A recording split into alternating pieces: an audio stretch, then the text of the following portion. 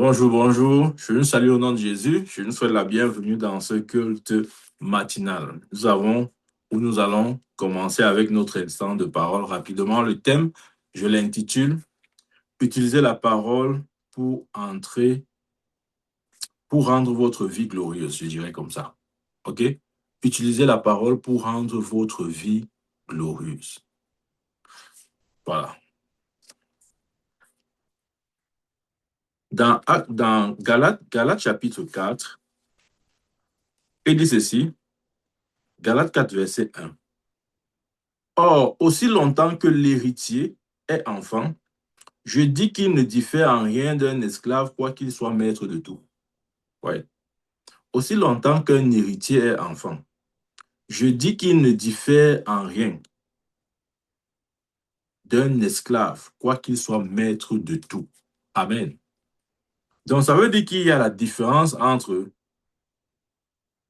un esclave et un héritier. Il dit aussi longtemps que l'héritier est un enfant. Vous voyez, on peut aussi avoir des héritiers qui sont encore des enfants.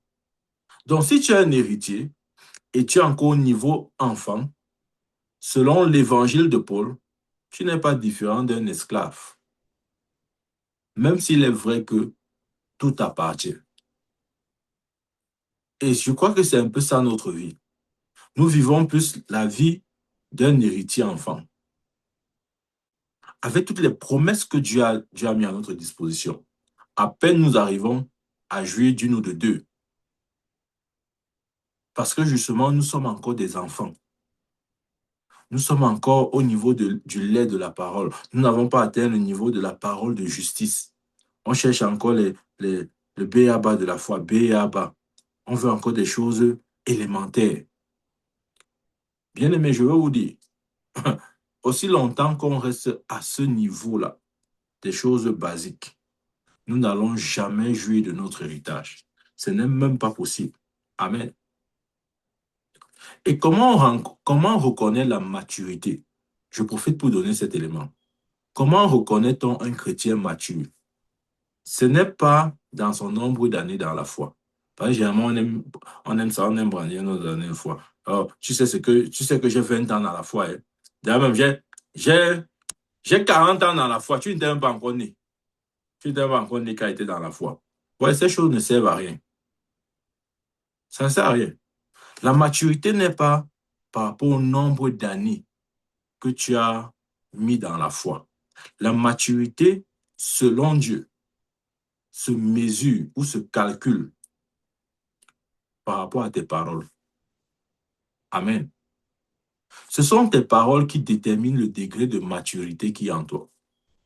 C'est pourquoi personne ne peut s'élever au-dessus de ses paroles. Tu ne peux pas aller au-delà de tes paroles. Ce n'est pas possible. Pour remarquer ou identifier un chrétien mature, ne vous laissez pas impressionner par ces gens qui disent que j'ai jeûné 40 jours, j'ai fait ceci. Ça ne veut rien dire. Tu n'es pas mature parce que tu as jeûné 40 jours. J'ai prié 18 heures non-stop, 18 heures non-stop. Ça ne veut rien dire. Tu n'es pas spirituel parce que tu as prié 18 heures non-stop. Écoute-moi très bien. Il y a trop de confusion dans le corps de Christ. Et finalement, on associe la maturité à des choses, à des critères qui n'ont rien à voir avec la maturité. Tu n'es pas mature parce que tu as le don de prophétie, tu peux prophétiser. Ça ne veut rien dire. Même l'animal avait prophétisé au prophète Balaam. Ça ne veut rien dire. Tu n'es pas mature parce que tu exerces un certain don. Ça ne veut absolument rien dire. Tu n'es même pas mature parce que tu es enseignant. Ça ne veut rien dire. Tu n'es pas mature parce que tu es prophète. Ça ne veut rien dire. La maturité s'apprécie ou ça se mesure dans l'expression de nos paroles. C'est à ce niveau que tu sais le chrétien mature et le chrétien immature. C'est à ce niveau que tu reconnais l'héritier enfant. Oui, parce qu'il a dit aussi longtemps qu'un héritier est un enfant, il ne diffère en rien d'un esclave, quoi qu'il soit maître de tout. C'est par les paroles que nous reconnaissons l'héritier. L'héritier enfant et l'héritier qui a maturé, qui a grandi dans son statut. Oui, non, c'est par nos paroles, c'est pas par toutes ces choses, ces artificiels qu'on aime souvent, ces artifices-là. Hein? On dit, non, non, tu sais, j'ai 40 ans dans la foi. Maman, je suis pasteur depuis 20 ans. Maman, j'ai 20 églises. Ça ne veut rien dire. Il faut laisser ça. Amen. C'est par nos paroles que nous démontrons notre maturité. Vous voyez, il y a des gens qui aiment dire, par exemple, oh oui, mon prophète, je crois que Dieu va me faire traverser. Dieu va me faire traverser. D'autres disent, non, je crois que Dieu va frayer un chemin. Je crois que, bien aimé, toutes ces choses. Paul dit, lorsque j'étais un enfant, je parlais comme un enfant, j'agissais comme un enfant. Maintenant que je suis devenu un homme adulte, je parle le langage des adultes. Il y a le langage des adultes. Et nous devons apprendre à parler le langage des adultes, pas le langage des enfants. Il y a des gens qui disent, non, Dieu va me faire traverser. J'attends que Dieu me fasse traverser. C'est-à-dire que dans leur pensée, quand ils disent cette phrase, ils se voient comme un enfant et ils voient Dieu comme un parent qui va venir arrêter sa main. Dire, OK, maintenant on traverse. Regarde à gauche et à droite. À gauche, à droite. C'est bon? Traversons. Ça semble être correct, mais ce n'est pas ça, bien aimé. Il y a beaucoup de choses que nous devons apprendre au sujet de la parole de Dieu. Et nous allons voir que parfois, notre foi vacille parce qu'elle n'est pas solidement ancrée sur la vérité même. Elle n'est pas établie sur la vérité. Elle est juste établie sur des choses qu'on a l'habitude d'écouter, qui résonnent un peu bien, qui sonnent bien dans nos oreilles. Mais quand tu analyses ça à la lumière des Écritures, tu vois qu'il y a un problème. Amen. Non, j'attends que Dieu va faire le chemin. Tu attends qu'il crée le chemin. Bien aimé, tu peux attendre toute ta vie. Je te dis la vérité. Maintenant, ça va dire quoi, prophète? Qu'est-ce que tu dis alors à la fin? Donc, on doit pas alors attendre que Dieu crée le chemin. La Bible dit que nous sommes devenus une même plante avec lui. Qui est-il? Il est le chemin. Qui penses-tu que tu sois? Qui penses-tu être? Tu crois que tu es quoi? Attends, définis, essaie un peu de te définir. Par rapport à la parole de Dieu, comment tu te vois? Il y a des choses, des fois, tu vois, on a peur de les dire parce que, bon, quand je dis peur entre guillemets, on évite parfois de les dire parce que les gens ne sont pas encore quelque part disposés à recevoir la vérité même. Ils préfèrent qu'on dise des choses encore élémentaires là. Les choses élémentaires. Oui, et il va frayer le chemin, il va créer un chemin. La Bible dit que Christ est la tête, nous sommes le corps. Ça veut dire que nous sommes une même personne avec lui. Donc, s'il est le chemin, nous le sommes également. Parce que nous sommes dans un principe d'identification totale. Nous sommes 1 Jean 4, verset 17 dit tel il est, tel nous sommes. Si tu ne te vois pas exactement calibré, exactement à la mesure de Christ, bien aimé, tu vas vivre un christianisme qui n'a rien à voir avec le christianisme. Ça va ressembler au christianisme, mais ce n'est pas ça. Tu vas vivre une vie qui va plutôt ressembler à celle des gens de l'Ancien Testament. Ouais, c'est Moïse qui avait dit à, à Israël, oh, restez tranquille, l'Éternel vous délivrera de ces Égyptiens. Il frayera le chemin. Maintenant, nous, on a récupéré ça. Maintenant, on cherche la délivrance. On cherche le chemin. Non, on cherche la délivrance. Tu sais, mon prophète, Moïse avait dit à Israël que l'Éternel vous délivrera des Égyptiens. Et il fera le chemin. Donc, moi aussi, j'attends ma délivrance et j'attends mon chemin. Et vous voyez, ça semble être spirituel parce que tu vas me sortir les versets bibliques. Mais au regard de la dispensation dans laquelle nous sommes, ce n'est pas correct. Parce que nous ne sommes pas un peuple qui attend la délivrance. Nous avons déjà été délivrés. Va lire Colossiens 1, verset 12 à 13. Je vais même lire ça pour toi. Bon, parce que dès qu'il dit va lire comme ça, là, je sais que tu ne vas pas lire. Il nous a délivrés, ok? Il nous a transportés des ténèbres à son admirable lumière. C'est ce que la Bible dit. Nous avons déjà été délivrés. Nous ne sommes pas un peuple qui cherche la délivrance. Ok, attends. 1 Colossiens 1, verset 12. Il dit, Rendez grâce au Père qui vous a rendu capable d'avoir part à l'héritage des saints dans la lumière. Verset suivant. Qui nous a délivrés de la puissance des ténèbres et nous a transportés dans le royaume du Fils de son amour. Qui nous a délivrés. Donc maintenant, quand tu vas lire le livre d'Exode, tu vas voir comment Moïse a dit à Israël, oh, restez tranquille, Dieu va vous délivrer. Toi aussi, tu viens là. Comme tu sais réciter, oh, maman Seigneur, j'attends ma délivrance. Tu as dit que tu vas me délivrer comme Israël a délivré. Il nous a déjà délivrés. Depuis 2000 ans, nous avons été délivrés. Pas seulement délivrés, nous avons été transférés. Donc, tu vois, si tu restes comme ça, là, tu dis que non, maman, mon prophète, tu ne comprends pas. J'attends une petite dernière délivrance, là. Ouais, je ne peux pas me fâcher parce que c'est exactement, en fait, c'est ton niveau spirituel que tu étales. Tu dis vraiment, je suis encore un héritier qui a un enfant. Et tu vois, si tu es un héritier qui a un enfant, tu ne diffères en rien d'un esclave. Et là, c'est dangereux. Parce qu'en ce moment, si, même si tu es héritier par naissance, si tu n'as pas grandi dans ton état, tu vas vivre ce qu'un esclave vit. C'est pourquoi certains chrétiens vivent la vie d'esclave. Parce qu'ils ont refusé volontairement ou non de grandir. Ouais. Il y a un danger. Les gens se disent que non, même si je ne grandis pas spirituellement, pour que mon nom est écrit dans le livre de vie, là-haut, mon nom a été écrit là-haut, là-bas, là-haut, là-haut, là-bas. Il faut arrêter ça. Tu vois, non? Tu dois grandir. Tu dois grandir. Je dois grandir. On doit arrêter avec ces choses-là. Quand tu comprends qui tu es, bien aimé, tu comprends que rien de ce que tu affrontes n'est à ton désavantage. Romain dit quoi? Toutes choses concourent bien de ceux qui aiment Dieu, qui sont appelés selon son dessein. Ça veut dire qu'il n'y a aucune circonstance qui peut jouer contre toi. Mais aujourd'hui, parce qu'on n'a pas grandi dans notre état, on croit qu'il y a des circonstances qui ne jouent pas en notre faveur. Et par rapport à ces circonstances, on demande la délivrance du Seigneur. Oh Seigneur, délivre-moi. Délivrer de quoi? Délivrer de quoi? Il te délivre de quoi? Dis-moi un peu, tu veux la délivrance de quoi? Il dit qu'il t'a délivré des ténèbres à la lumière, du royaume de Satan au royaume de Dieu. Tu veux encore qu'il vienne te délivrer de quoi?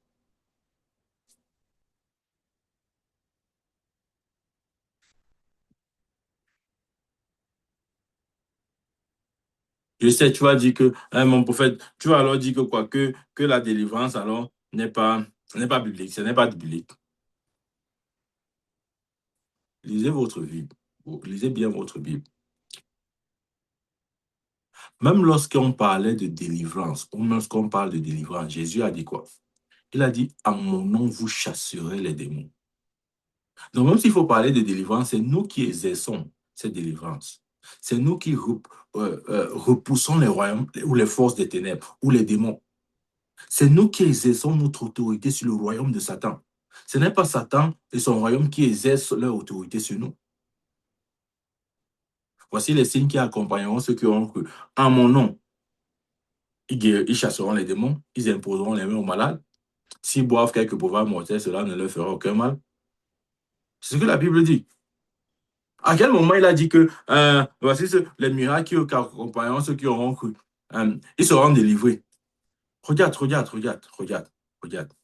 On ne peut pas mettre un joug sur celui qui est loin.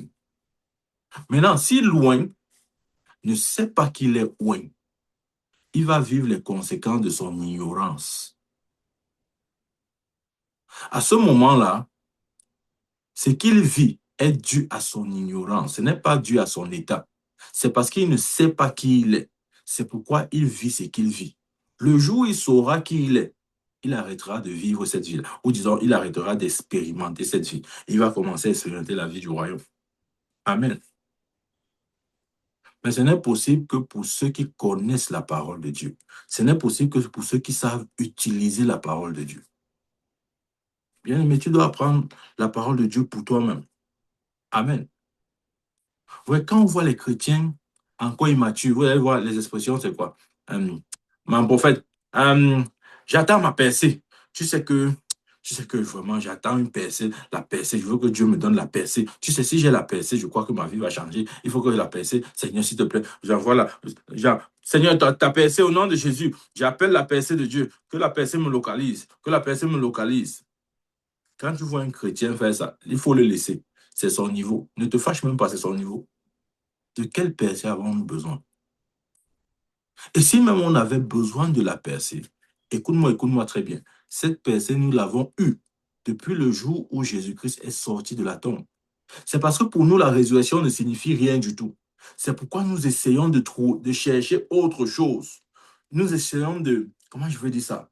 Nous essayons d'obtenir ce que nous pensons ne pas avoir dans des choses qui n'existent pas. Regarde, si même tu as besoin de percer, écoute-moi très bien. Cette percée-là, Dieu te l'a accordée depuis le jour où Jésus-Christ est sorti de la tombe. La Bible dit que nous sommes morts avec lui. Nous avons été ressuscités avec lui. Depuis 2000 ans, tu as la percée que tu es en train de demander chaque jour aujourd'hui. Tu embêtes Dieu, tu casses ses oreilles. Seigneur, tu as oublié même de la dernière percée. Si vraiment tu es comme ça, tu m'oublies toujours. Il va te dire, mon fils, ma fille, depuis 2000 ans, je t'ai donné ça.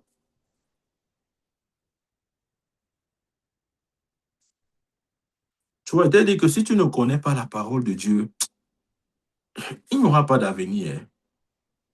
Il n'y aura pas d'avenir.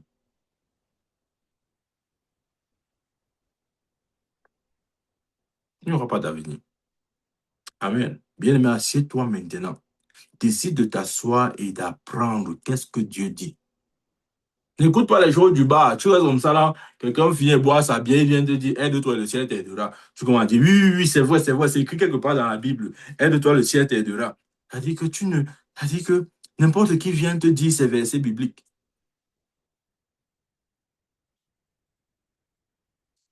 Hum. Bien aimé, il est possible de franchir n'importe quelle barrière. Je ne dis pas que les barrières n'existent pas, mais les barrières ne sont pas un problème. Il est possible de franchir n'importe quelle barrière. Si au temps de Josué, ils ont pu franchir les murs de Jéricho, à combien plus forte raison notre saison?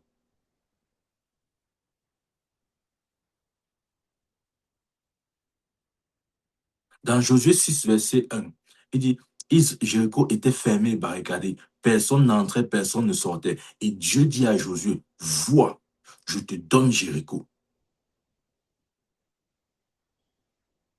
Dieu n'a pas parlé des murs de Jéricho. Dieu n'a pas dit, hey, Josué, tu vois les murs de Jéricho? Les murs ici. Oh non, non, non. Ouf. Ça constitue une barrière infranchissable. Josué, tu ne peux pas, tu n'as aucune chance. Non. En tant qu'il lit même ça. Bon, par exemple, je dis que le prophète n'a pas lu le verset biblique. Josué chapitre 6. Oh, Dieu veut te lire le verset biblique. Je suis content, Dieu veut lire le verset biblique. Regarde, Josué 6, il dit, Jéricho était fermé et barricadé devant les enfants d'Israël. Personne ne sortait et personne n'entrait. L'Éternel dit à Josué, vois, je livre entre tes mains Jéricho et son roi et ses vaillants soldats. Amen. Vois, tu vois, le problème, c'est que tu dois voir. Regarde. Tu dois voir cette percée qui a été consommée il y a 2000 ans lorsque Jésus est sorti de la tombe. Tu dois voir ça. Tu dois voir ça. Et des fois, je te livre Jéricho. Tellement nous sommes habitués à voir les murailles, mais nous ne voyons pas la ville. Bien-aimé, commence à te voir posséder tout, tout domaine, tout espace, tout territoire. Ne vois pas l'opposition, ne vois pas les anakim, ne vois pas les géants. Non, ça c'est un bon problème. Il a dit, vois, je te donne toute la ville. En d'autres termes, ne te concentre pas sur les murailles. Ne te concentre pas sur ces murs élevés, fortifiés. Non. Regarde plutôt sur garde les regards sur la finalité. Dieu te donne la ville. Dieu te donne la ville. Bien-aimé, est-ce que tu peux te voir comme étant complet en Christ? C'est ça le problème. Est-ce que tu peux te voir comme étant parfait en lui? Vois, je te donne la ville. Est-ce que tu peux te voir comme possédant toutes choses en lui? de sorte qu'il ne te manque rien. Et donc, tu n'as plus besoin de lui demander quoi que ce soit parce que tu es conscient que tu as tout reçu. Les frères nous demandent, oh Seigneur, tu es obligé de me donner un dernier truc. Si tu as comment, tu oublies toi et Dieu. Bon, attends, je vais te rappeler. Tu as dit qu'on te rappelle, non? Attends, il te rappelle alors. Non. Bien-aimé, laisse ce genre de prière aux enfants dans la foi, à ceux qui viennent de faire leur premier pas. Quand tu es dans la foi depuis 1 an, 2 ans, 3 ans, 4 ans, 5 ans, tu pries toujours de la même manière. 10 ans, c'est toujours la même prière que tu fais. Tu es constant dans tes habitudes. Non, ça ne doit pas être ainsi, bien-aimé. Nous devons changer. Parle à toi, me dis, je dois changer. Appelle ton nom. Michael, tu dois changer. Appelle ton nom. Appelle ton nom. Appelle ton nom. Dis que je dois changer. Michael, tu dois changer. Trop, c'est trop bien aimé. Nous ne pouvons plus continuer de vivre comme ça. Moi, je refuse. Si cette vie te plaît, moi, elle ne me plaît pas. Parce que, ouais, je dis souvent, le plus grand regret des chrétiens ne sera rien d'autre que le fait que, une fois au ciel, ils se rendront compte qu'ils n'ont même pas vécu 1% de la vie que Jésus leur avait donnée. C'est-à-dire qu'on a vécu, ouais, c'est un peu comme, il y avait ce témoignage qu'un pasteur avait donné un jour de quelqu'un qui avait payé son billet d'avion pour se déplacer d'un pays à un autre. La distance était suffisamment longue. Et pendant le vol, les, les, qui là, les hôtesses, tout ça, ils viennent avec eux, la nourriture, les desserts, les jus, les boissons, les vins. Et le gars est là comme ça, là, on lui propose, voici, que voulez-vous manger? Il dit non, non, non, non, non, non, non, non, non, je ne mange pas. Pendant tout le vol, il a passé des heures affamé. C'est lorsqu'il est arrivé, celui qui vient le prendre à l'aéroport, il lui dit vraiment, j'ai faim mal mauvais. J'espère que là où tu m'amènes, il y a à manger. On lui pose la question, mais pourquoi tu n'as pas à manger dans l'avion? Il dit que non, je n'avais pas l'argent pour payer. Vous imaginez? Il a fait des heures de vol comme ça, là, sans jamais savoir que son billet d'avion incluait la nourriture. Il est resté affamé. S'il mourait d'avoir le vol, là, il devait dire qu'il cherchait quoi. Et c'est ça un peu beaucoup de chrétiens. Nous ne savons pas ce qui est inclus dans notre salut. On croit seulement que non, le salut, là, hein, ça veut dire que si je meurs, je vais aller au ciel. Mais pour faire, ma place est déjà réservée au ciel. Non, ce n'est pas que ça. On croit que non, le salut, là, ça veut dire que vraiment, j'ai la promesse de l'éternité. Quand il veut mourir, il va entrer dans l'éternité. En gros, que l'éternité n'est pas ça. Ouais, on a une mauvaise définition même de ce qu'est le salut. Le salut n'est pas juste un visa pour le ciel, non. Le salut est la garantie d'une vie victorieuse ici sur terre. C'est ça le salut. Le salut n'est pas juste la délivrance des péchés. Nous croyons que non, le salut, ça veut dire que Dieu t'a délivré de tes péchés. Hein? Non, j'ai le salut, pourquoi? Dieu m'a délivré de mes péchés. Non, ce n'est pas ça le salut. Le salut va plus que la délivrance des péchés.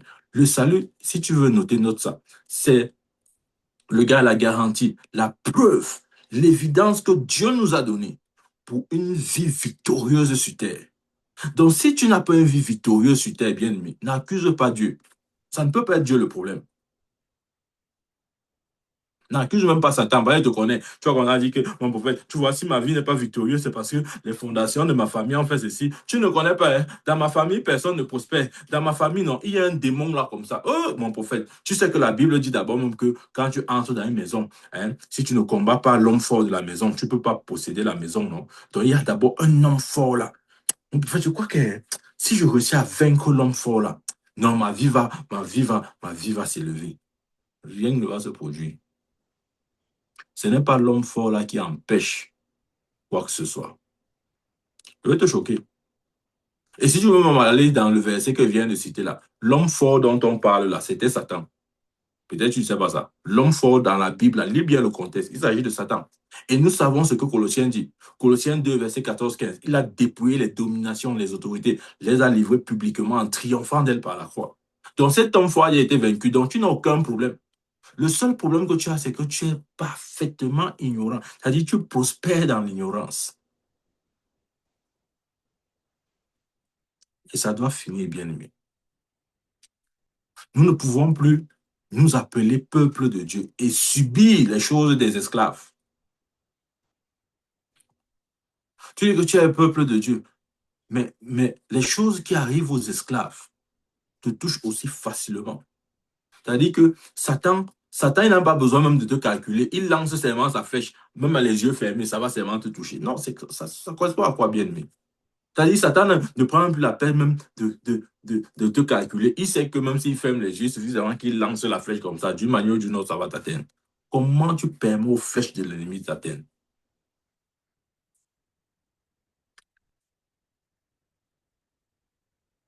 Oh oui. Bien aimé, toutes ces choses-là doivent cesser. Amen. Parce qu'en Christ, nous avons cette position de domination-là. Dans 2 Pierre chapitre 1, verset 2 Pierre chapitre 1, verset 3. Il dit ceci. Comme sa divine puissance nous a donné tout ce qui contribue à la vie et à la piété, au moyen de la connaissance. Regarde, tu vois, on recommence. Suis bien ce que la Bible dit.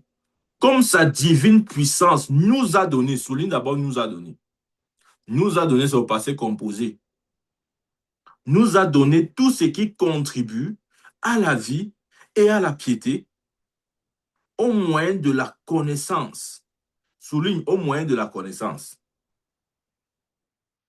de celui qui nous a appelés par sa propre gloire et sa vertu. Donc Dieu nous a donné, passé composé. Je ne sais pas pourquoi tu n'aimes pas le passé composé. Tu aimes seulement le futur. Tu veux qu'on te dise que oui, Dieu va te donner. Il va te donner quand? Il va te donner quand? Tu aimes seulement qu'on dit que oui, il va te donner. Tu dis Amen, Alléluia. Pourquoi il va me donner? Pourquoi ne m'a-t-il pas donné? Ou pourquoi ne me donne-t-il pas? Pourquoi il va me donner? Nous ne servons pas un Dieu futuriste, c'est un Dieu du présent. Il nous a donné. Passé composé. Donc ne lui demandons plus. Voilà, c'est ce que le verset veut dire. Ne lui demandons plus parce qu'il nous a déjà donné. OK. Il dit, comme sa divine puissance nous a donné ce qui contribue à la vie, à la piété, au moyen de la connaissance, au moyen de la connaissance. Il nous a donné. Mais comment je saurais qu'il m'a donné? C'est au moyen de la connaissance. Comment je pourrais savoir les choses qu'il m'a déjà données? Ces choses, il nous a donné tout ce qui contribue à la vie, à la piété. Donc, tout ce qu'il faut pour une vie victorieuse, il me l'a déjà donné. Comment est-ce que je saurais ces choses-là? Au moyen de la connaissance. Donc, je dois découvrir. Amen. Je dois découvrir. Bien aimé, je suis venu te dire ce matin que tu dois découvrir.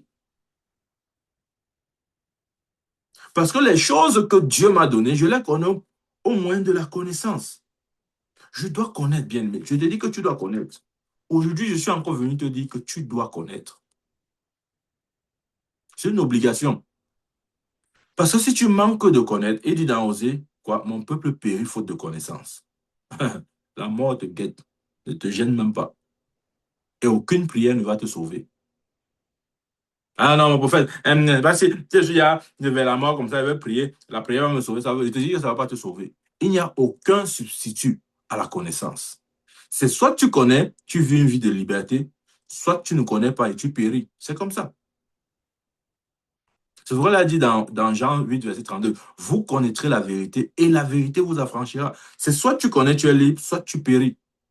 Ça, chacun de choisir dans le camp dans lequel il sera, hein, du camp de la mort ou de la vie. Il nous a donné. Amen. Maintenant, il est question de le connaître. Et le connaître veut dire connaître sa parole. C'est important de comprendre ça. Connaître Jésus veut simplement dire connaître sa parole. Il y a un qui dit que non, je connais Jésus. Tu le connais comment? Si ce n'est pas la parole, tu ne peux pas le connaître. Parce qu'il se révèle par la parole. Amen. Il se révèle au moyen de sa parole.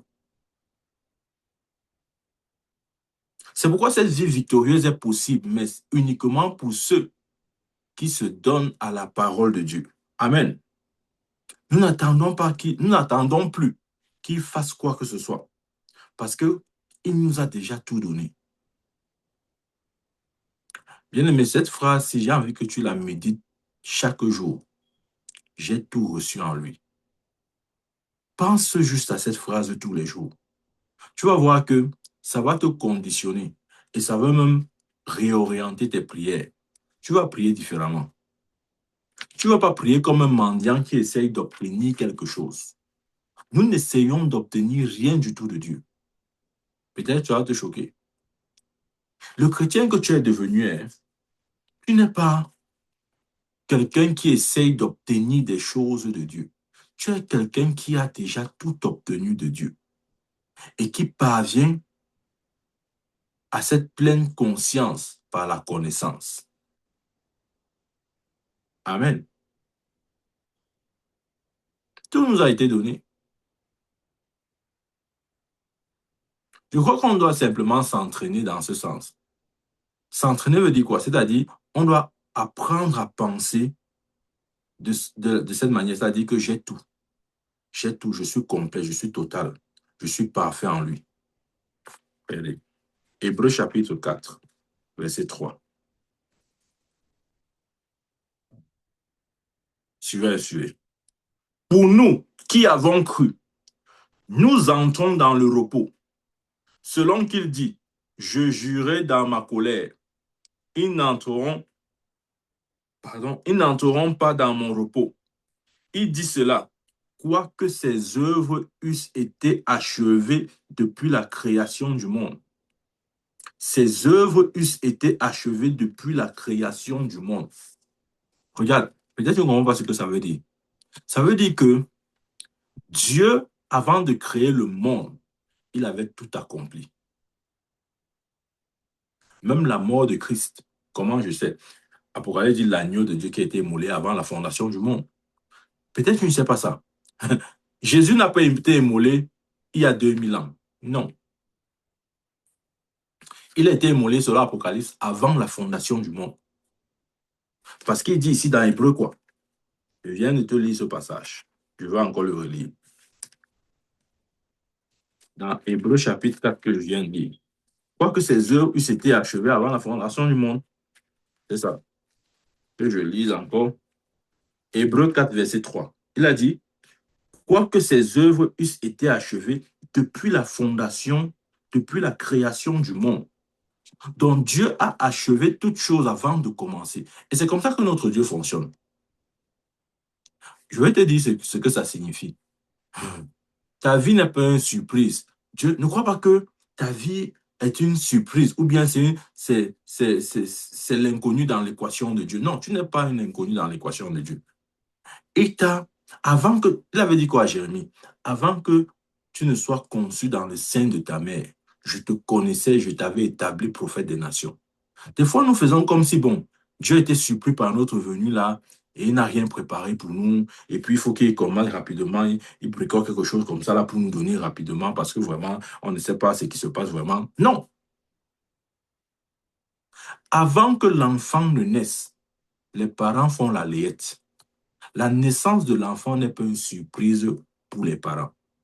Parce que avant qu'il ne vienne au monde, on a déjà créé son environnement. On a déjà fait saler la bassine, l'huile, le savon, hein, les couches, les habits. C'est préparé avant qu'il ne naisse au monde. De la même manière, ta vie en Christ Jésus a été planifiée, préparée, exécutée et achevée, je précise, achevée avant que tu ne viennes. Voilà pourquoi c'est immature pour toi de demander quoi que ce soit à Dieu. C'est comme si tu dis à Dieu, Dieu, vraiment, tu n'as pas pensé à temps, tu n'as pas anticipé. Bon, comme tu es le Dieu qui n'anticipe sur rien là, sache donc que moi, j'ai besoin de ça. Et vraiment, débrouille-toi pour me donner cette chose. Non, ce n'est pas comme ça. Quel bébé demande à son parent, oh, ma bassine est où? Oh, mes habits sont où? Ma couche est où? Quel bébé demande? Parce que même si le bébé pouvait demander, avant qu'il n'ouvre la bouche, il verrait que tout est autour de lui. Tout est déjà disposé. Bien-aimé, Dieu a disposé toutes choses pour nous. Ça, c'est ma foi. Et ça doit être la tienne. Dieu a disposé toutes choses en ma faveur de sorte que je ne manque de rien. Je dois entraîner mon esprit à penser comme ça là. N'entraîne pas ton esprit à penser à non, je suis dans les problèmes, vraiment, je suis dans le manque, je suis dans le besoin. C'est comme ça que ma vie est. Je tourne en rond comme le mauvais esprit. Non, tu ne tournes pas en rond comme le mauvais esprit. Comment tu peux tourner en rond comme le mauvais esprit?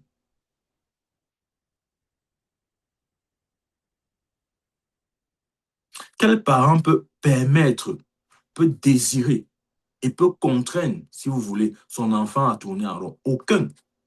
Même le sorcier veut que son enfant réussisse. Amen. Regarde, dans Josué 1,8, il dit ceci.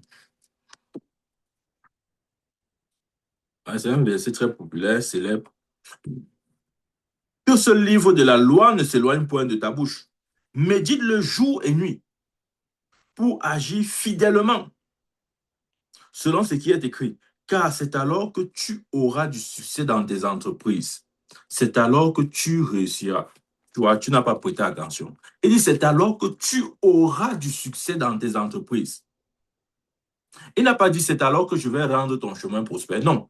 Non. Oh. Il dit non. Lis. C'est alors que tu auras du succès dans tes entreprises. C'est alors que tu réussiras. Dieu n'est pas dedans. Hein. Tu as remarqué, non? Dieu n'a pas dit c'est alors que je vais rendre ton chemin prospère. Ou n'a pas dit c'est alors que je vais frayer un chemin pour toi. Oh, c'est alors que je vais te bénir. Non. C'est alors que tu auras du succès dans tes entreprises. C'est toi. C'est tu. Pourquoi? Parce que si la première partie est remplie, c'est-à-dire si tu as utilisé la clé de Dieu pour le succès, qui est sa parole, c'est normal que tu vives le succès. La responsabilité de Dieu, c'est de lui donner le secret. Et la nôtre d'utiliser. Quel est le secret? C'est la parole, bien aimé. C'est pas autre chose. Ne tourne pas en rond là. Tu dis que bon, non, ce n'est pas ça. C'est qu'elle veut jeûner 40 jours, 40 nuits que la chose va changer. Mon prophète, la situation, si reste comme ça, elle va pas jeûner 40 jours, 40 nuits. Tu sais que quand Moïse avait jeûné 40 jours, 40 nuits, non, ce n'est pas ça. Calme-toi. Je crois au jeûne, hein, mais je ne crois pas de la manière dont tu crois. Je crois que la chose principale, primordiale et importante, ce n'est pas le jeûne, c'est la parole. Mhm. Si ce n'est pas bien posé comme ça, là, il y a un problème. Rien ne doit être au-dessus de la parole. Je dis rien du tout. Nous avons l'art de mettre des choses au-dessus de la parole. Comme si non, la parole venait en seconde position, en troisième position. D'abord, mon prophète, il y a le jeûne. Hein. D'autres vont dire, il y a la prière. Je crois au jeûne et à la prière, mais je crois d'abord à la parole. Ensuite, au jeûne et à la prière. Ça fait toute la différence.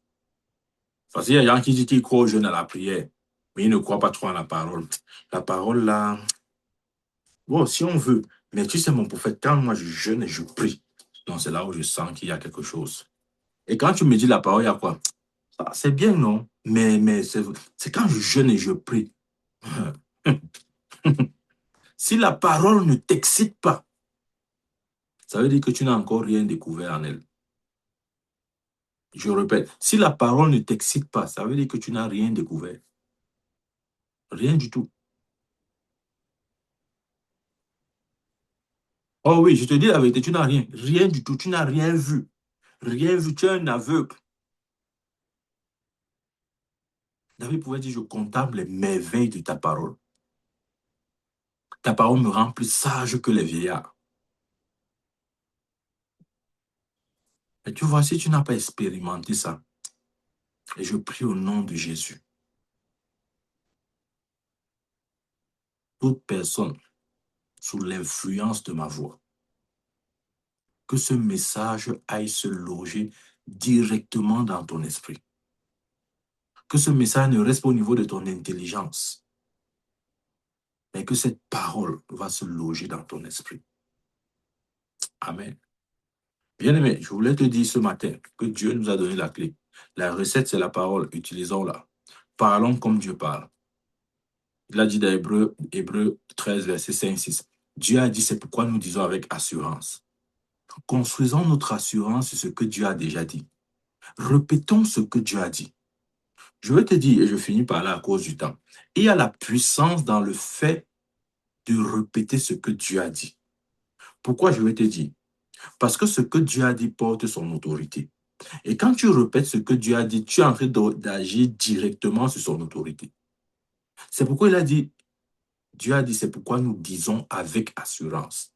L'assurance vient du fait que mes paroles ne viennent pas de moi. Jésus pouvait dire, mes paroles ne sont pas de moi, mais de mon Père qui m'a envoyé. C'est pourquoi il manifestait l'autorité de Dieu. Parce qu'il se tenait sur des paroles qui n'étaient pas de lui, mais d'une autorité supérieure. Il répétait exactement ce que les paroles de Dieu disaient. Donc nous aussi, si nous prenons le courage, comment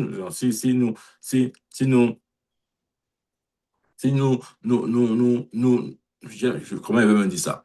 Si nous décidons, n'est-ce pas, si nous sommes assez audacieux pour répéter avec assurance ce que Dieu a dit, bien aimé, les circonstances, les problèmes, les montagnes, et appelle ça comme tu veux, vont se redresser. Je veux mieux dire, les circonstances vont concourir à notre bien. Ça veut dire qu'une situation que tu voyais comme étant comme jouant à ta défaveur, bien aimé, lorsque tu commences à prononcer les paroles de Dieu, Dieu va changer ça. Oh, Dieu va changer. La Bible dit qu'il incline le cœur des rois. Amen. Dieu va changer. Même la situation la plus compliquée. Si tu as le courage de te tenir fermement dans la foi, ok, de combattre le combat de la foi qui est de se tenir fermement sur la parole de Dieu, indépendamment de ce que tes yeux voient, mais dis ce que Dieu a dit. Ça ne sera qu'une question de temps. Cette situation va se redresser. Cette montagne sera aplanie. Amen. Moi, je le crois bien aimé. Et je sais que tu le crois aussi. Mais tu vois, décide maintenant de prendre ce pas de foi-là, de te tenir sur la parole. Amen. N'oublie pas le message de Dieu. Utilise la parole pour rendre ta vie glorieuse. Tiens-toi sur la parole de Dieu et commence à dire ce que Dieu dit. Matin, midi, soir. Matin, midi, soir. Même si tes yeux voient autre chose, dis ce que Dieu a dit. Oh, peut-être tu vas dire, non, mon prophète, tu vois, je ne suis pas très capable de faire beaucoup de choses parce que dès mon enfance, depuis mon enfance même, c'était pas vraiment ça. Même mon école, c'est à peine si j'ai même fini l'école primaire ou secondaire. Je n'étais pas très intelligent, je suis pas très doué, je ne peux pas. Au lieu de dire toutes ces choses-là, commence à dire, l'Éternel est mon soutien, l'Éternel est ma force. Je puis tout par celui qui me fortifie. Si tu dis ça constamment, tu vas te retrouver en train de faire les choses que tu ne pouvais pas faire. C'est ça le secret. Tu vois, le secret, c'est quoi? C'est te donner l'huile. Tu vois, maintenant qu'il dit que le prophète a maintenant l'huile d'onction, il va maintenant te verser l'huile sur la tête. Je cherche maintenant l'eau. Je verse l'eau sur ta tête. Je t'ai déjà dit, je te dis encore, ces choses-là ne peuvent pas t'aider durablement. Sur la durée, non. Non, ça ne va pas t'aider. Je connais ça. Ça ne va pas t'aider. Parce qu'il n'y a aucun substitut à la connaissance. Écoute-moi très bien.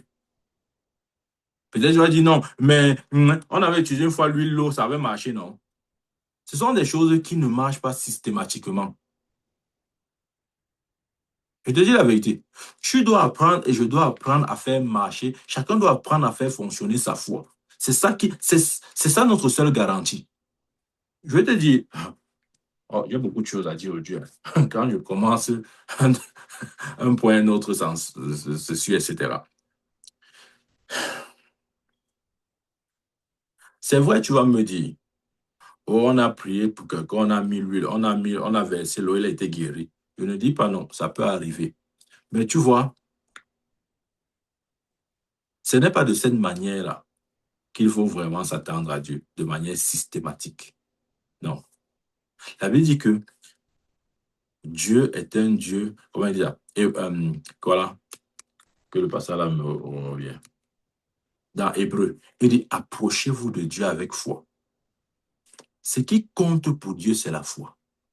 Est-ce que tu sais que tu peux recevoir l'huile, l'eau sans une foi personnelle? Et ça peut même fonctionner. Mais, mais ça ne te fait pas grandir. Ce qui te fait grandir, c'est la connaissance que tu as de Jésus. Écoute-moi très bien. C'est la connaissance que tu as de Jésus. C'est ça qui te fait grandir. Donc, bien aimé, tu vois, Dieu t'a donné le secret, c'est sa parole. Fais de sa parole ta priorité. Que rien ne soit élevé au-dessus d'elle, dans ton cœur. Elle passe d'abord et avant toute chose. Amen. Et si tu te tiens sur cette parole-là, en la proclamant constamment, indépendamment des circonstances, bien aimé, ça sera juste une question de temps. Je te dis de la part de Dieu que les circonstances défavorables se changeront en circonstances favorables pour toi. Ça, c'est la vérité. Ça, c'est notre portion. Ça, c'est l'héritage que Dieu réserve à ses saints. Que Dieu te bénisse au nom de Jésus-Christ. Amen, amen, amen. Gloire à Dieu. Y a-t-il des questions pour ce message, rapidement? Amen. Amen.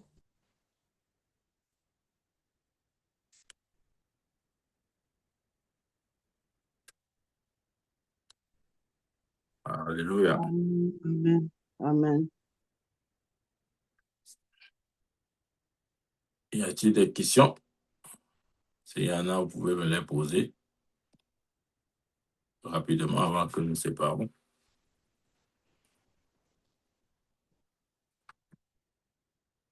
Ouais, la parole de Dieu, ce n'est pas une option. Hein. Parfois, on voit que non, la parole de Dieu, c'est si tu veux, si tu ne veux pas. Non, ce n'est pas si tu veux, tu ne veux pas. C'est ça et rien que ça. Ta parole est établie depuis les cieux. Au commencement était la parole. La parole était avec Dieu et la parole était Dieu. Donc, ne viens pas dire que non, mon prophète, si voilà, ça dépend. Si tu veux, tu fais. Il n'y a pas d'option. Il n'y a pas. Je dis toujours, il n'y a pas de substitut à la connaissance. C'est soit tu connais et tu vis une vie glorieuse, soit tu péris. Ne dis pas que non, Dieu ne va pas me laisser périr. Pourquoi? Qui t'a dit ça? Il n'est pas le Dieu des ignorants. C'est pourquoi il s'appelle lumière. Il ne s'appelle pas ténèbres. Alors, si tu dis que tu es dans la lumière, marche donc dans la lumière. Et si nous disons que nous sommes en communion avec lui, mais marchons dans la lumière. Bien, mais c'est ça la vérité. Hein. Tu sais, je vais te dire, je ne suis pas venu te flatter.